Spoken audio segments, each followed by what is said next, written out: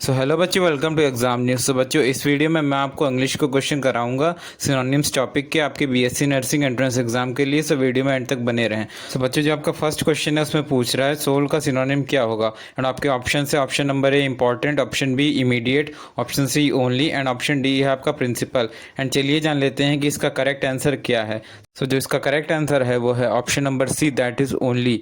Means आपका sole का synonym only होता है। एंड जो आपका नेक्स्ट क्वेश्चन है उसमें पूछ रहा है अनएडवर्टेंट का सिनोनिम क्या होगा। एंड आपके ऑप्शन है option number A undisturbed, option B ignorant and option C है आपका अनएक्सपेक्टेड एंड ऑप्शन डी है आपका अनइंटेंशनल। एंड चलिए जान लेते हैं कि इसका करेक्ट आंसर क्या है। सो जो इसका करेक्ट आंसर है वो है option number D, that is unintentional. Means आपका इन्वर्डेंट का मीनिंग होता है अनइंटेंशनल।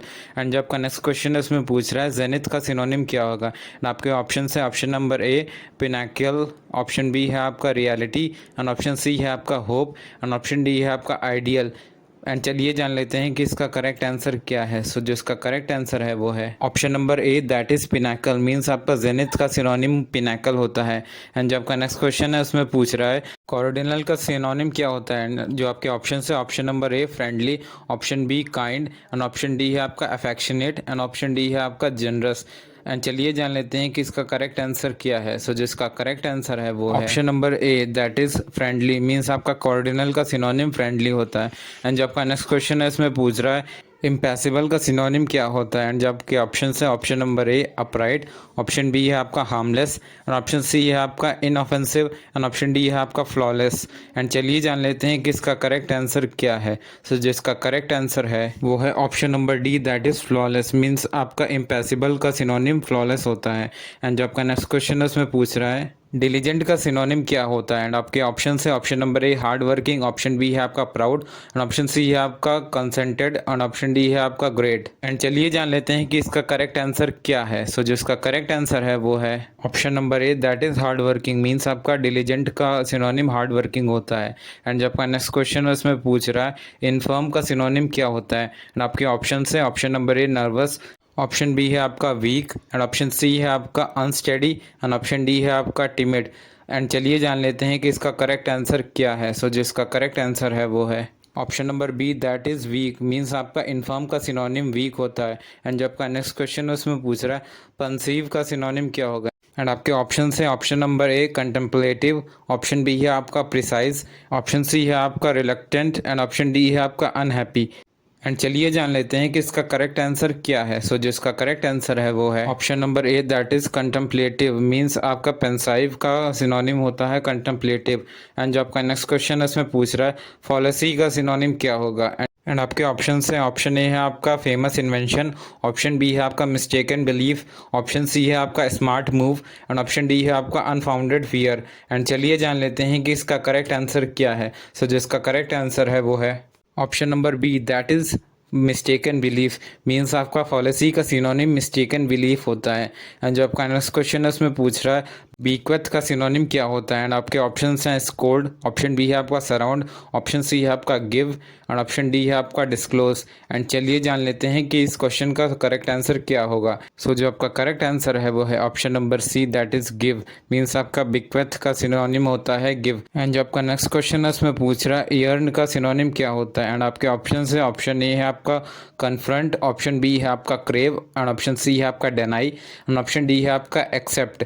एंड चलिए जान लेते हैं कि इसका करेक्ट आंसर क्या है। सो जो इसका करेक्ट आंसर है वो है option number B, that is crave. Means आपका ईयर्न का सिनोनिम क्रेव होता है। एंड जो आपका नेक्स्ट क्वेश्चन है उसमें पूछ रहा है पॉम्पस का सिनोनिम क्या होगा। ऑप्शन ए है आपका डिमांडिंग, ऑप्शन बी है आपका फ्लैशी एंड ऑप्शन डी है आपका प्रिटेंशियस एंड ऑप्शन डी है आपका सपोर्टिव। एंड चलिए जान लेते हैं कि इसका करेक्ट आंसर क्या है। सो जो इसका करेक्ट आंसर है वो है option number C, that is pretentious. Means आपका पॉम्पस का सिनोनिम प्रिटेंशियस होता है।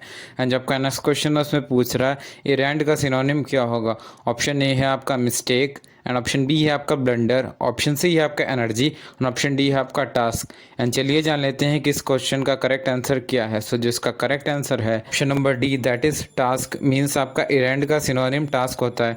एंड जो आपका नेक्स्ट क्वेश्चन है उसमें पूछ रहा है कॉमोफ्लेज का सिनोनिम क्या होगा। एंड आपके ऑप्शन हैं ऑप्शन ए है आपका डेमोन्स्ट्रेट, ऑप्शन बी है आपका फैब्रिक, ऑप्शन सी है आपका डिस्गाइज एंड ऑप्शन डी है आपका कवर।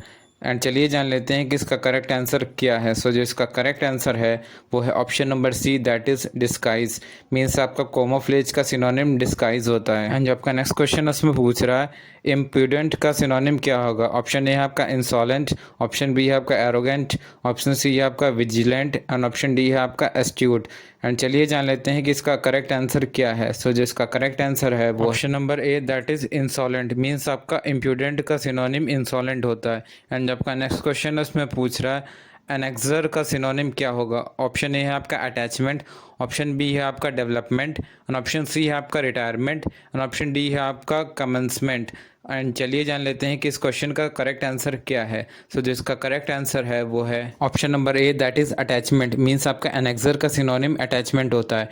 एंड जो आपका नेक्स्ट क्वेश्चन उसमें पूछ रहा है नार्सिसिज्म का सिनोनिम क्या होगा। ऑप्शन ए है आपका सेल्फ एडमायरेशन, ऑप्शन बी है आपका रूड बिहेवियर, ऑप्शन सी है आपका unpleasant behaviour and option D है आपका सेल्फ कंडमेशन। एंड चलिए जान लेते हैं कि इसका करेक्ट आंसर क्या है। सो जिसका करेक्ट आंसर है वो है option number A, that is self admiration. Means आपका नार्सिसिज्म का सिनोनिम होता है सेल्फ एडमायरेशन। एंड जो नेक्स्ट क्वेश्चन उसमें पूछ रहा है ट्रिवियल का सिनोनिम क्या होगा। ऑप्शन ए है आपका वाइटल, ऑप्शन बी है आपका ऑर्डिनरी एंड ऑप्शन सी है आपका क्रूशियल एंड ऑप्शन डी है आपका सिग्निफिकेंट। एंड चलिए जान लेते हैं कि इसका करेक्ट आंसर क्या है। सो जो इसका करेक्ट आंसर है वो है option number B, that is ordinary. Means आपका ट्रिवियल का सिनोनिम होता है ऑर्डिनरी। एंड जो आपका नेक्स्ट क्वेश्चन है उसमें पूछ रहा है वैनगार्ड का सिनोनिम क्या होता है। एंड आपके ऑप्शन है option number A pioneer, option B है आपका रेस ड्राइवर, ऑप्शन सी है आपका ऑफिसर और ऑप्शन डी है आपका फ्लैग बियरर। एंड चलिए जान लेते हैं कि इसका करेक्ट आंसर क्या है। सो जो इसका करेक्ट आंसर है वो है option number D, that is flag bearer. Means आपका वैनगार्ड का सिनोनिम होता है फ्लैग बियरर। एंड जो आपका नेक्स्ट क्वेश्चन उसमें पूछ रहा है मेनानसिंगली का सिनोनिम क्या होगा। ऑप्शन ए है आपका हार्मफुली, ऑप्शन बी है आपका हाइडियसली, ऑप्शन सी है आपका डेंजरसली एंड ऑप्शन डी है आपका थ्रेटिंगली। एंड चलिए जान लेते हैं कि इसका करेक्ट आंसर क्या है। सो जिसका करेक्ट आंसर है वो है option number D, that is थ्रेटिंगली। Means आपका मेनानसिंगली का सिनोनिम होता है थ्रेटिंगली। सो बच्चों इस तरह मैंने आपको टॉप 20 इंग्लिश के क्वेश्चन करा दिए सिनोनिम्स टॉपिक के। मैं इसी तरह और भी क्वेश्चन लाता रहूँगा सारे सब्जेक्ट्स के जो भी बीएससी नर्सिंग एंट्रेंस एग्जाम में पूछे जाने वाले हैं। सो वीडियो को शेयर कर दें एंड चैनल को सब्सक्राइब भी कर दें। Thank you.